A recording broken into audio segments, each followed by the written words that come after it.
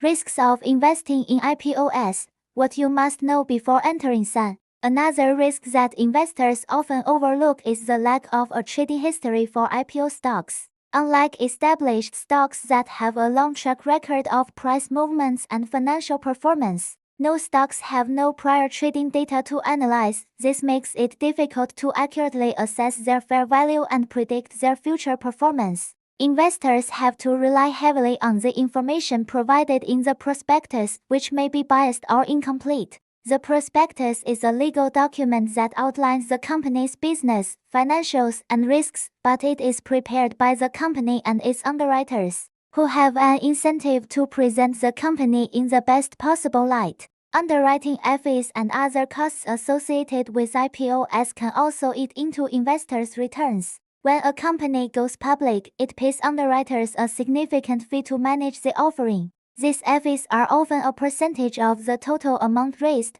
which can be as high as 7% or more. In addition, there are other expenses such as legal fees, accounting fees, and marketing costs. While these costs are borne by the company, they can indirectly affect investors by reducing the company's net proceeds, which could have been used for growth initiatives. Moreover, in some cases, underwriters may set the offering price higher than the stock's intrinsic value to maximize their fees, which can lead to a drop in the stock price once trading begins. Market sentiment is another important factor that can impact IPO performance. The overall state of the stock market, investor confidence, and economic conditions can all influence how well a new stock performs. In a bull market, when investors are optimistic and willing to take risks, IPOs tend to perform well. However, in a bear market or during periods of economic uncertainty, investors are more cautious and IPOs may struggle to attract interest. For example, during the global financial crisis of 2008,